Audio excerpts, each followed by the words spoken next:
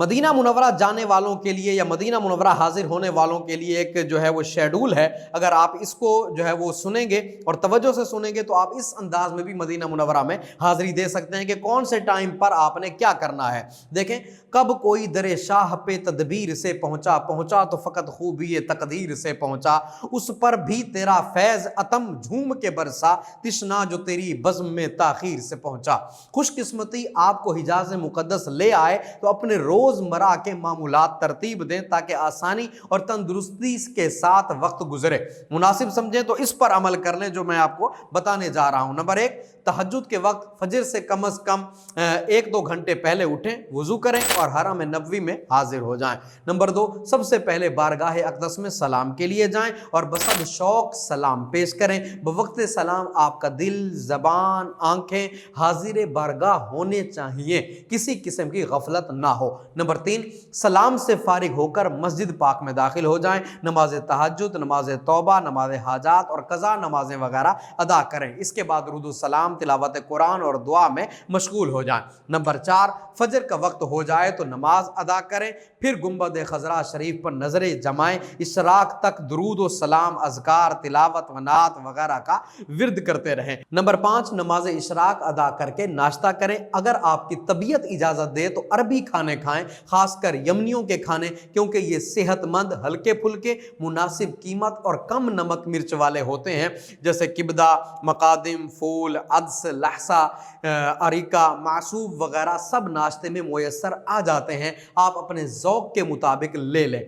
मस्जिद नबवी शरीफ से पैदल मस्जिद कुबा जाने के लिए जो रोड बना हुआ है उसके बाएं हाथ पर सूक समक है, ठीक है, सूक तबाखा भी उसको कहा जाता है। यहाँ बहुत सारे यमनी, मसरी, पाकिस्तानी, हिंदुस्तानी होटल हैं। यहाँ से बकरी, गाय और ऊँटनी का दूध, दही, लस्सी, मक्खन और घी भी मिल जाता है। आप चाहें तो यहाँ आकर नाश्ता कर लें। यहाँ पैदल भी आया जा सकता है और मस्जिद गमामा के करीब से टैक्सी लेंगे तो 3-4 रियाल या 5 रियाल में आपको वो सूक समक पहुंचा देगा। नंबर 6, हिजाज़ मुक़द्दस में आने वालों का उमूमन गला खराब हो जाता है या जिस्म दर्द और नज़ला, जुकाम, बुखार वगैरह में मुब्तला हो जाते हैं। इसकी एक वजह ठंडा पानी, बेधुली खजूरें और कहवे की कसरत और एसी की कूलिंग भी है।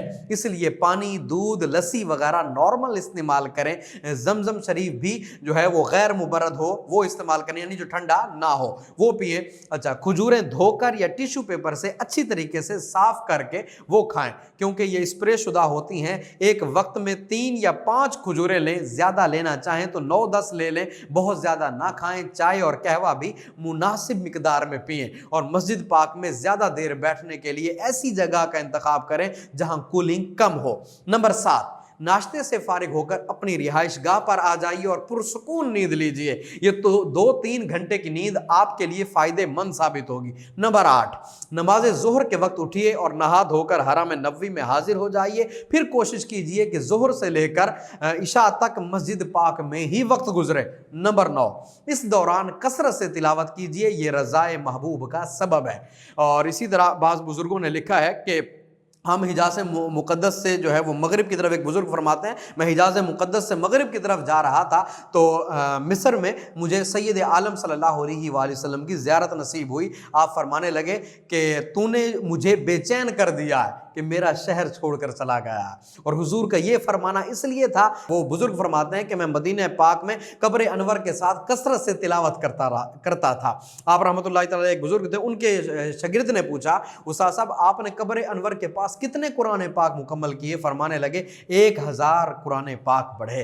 अल्लाह अकबर, आप 1000 ना सही, कम से कम 1 कुरान पाक ज़रूर पढ़िए। ऐसे लोग भी हैं जो मदीना मुनव्वरा में रोज़ाना 1 कुरान पाक पढ़ते हैं। जब रोज़ाना 1 कुरान पाक पढ़ना मुमकिन है तो फिर चंद दिनों में पढ़ना कोई मुश्किल नहीं है। फिर जब आप तिलावत की आदत बनाएंगे तो आपकी तमन्ना हुआ करेगी कि वक्त की रफ्तार थम जाए ताकि मैं मज़ीद पारे भी जो है वो मुकम्मल कर सकूं। नंबर 10, अगर दुरुस्त तलफ़ुज़ के साथ कुरान पाक नहीं पढ़ सकते तो फिर कोशिश करें 1.25 लाख बार कलमा तैयबा पढ़ लिया जाए। उसके लिए चाहे तो मोबाइल पर तस्बीह डाउनलोड कर लें या फिर ऐसी डिजिटल तस्बीह लें जिसमें लॉक की सहूलत हो ताकि बआसानी तादाद पूरी हो जाए। नंबर 11, नमाज इशा अदा करके खाना खाएं और मुनासिब वक्त करने के बाद बर वक्त सो जाएं ताकि आपकी नींद पूरी हो जाए और तहज्जुद के वक्त उठने में आसानी रहे। बाज़ लोगों ने रात को देर तक जागने और सुबह देर तक सोने की आदत बना ली है। ऐसा नहीं होना चाहिए।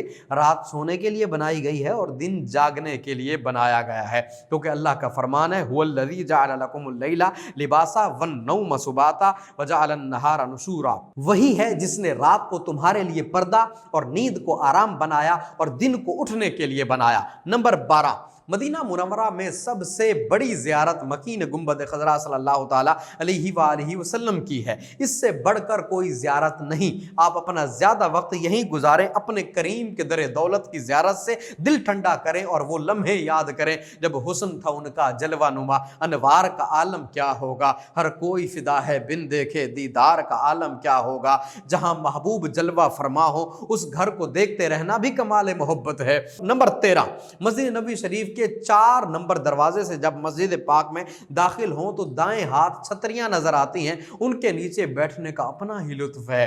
एक तो यहाँ कूलिंग कम होती है, आप चाहें तो 7-8 घंटे बैठे रहें, सर्दी से महफूज रहेंगे।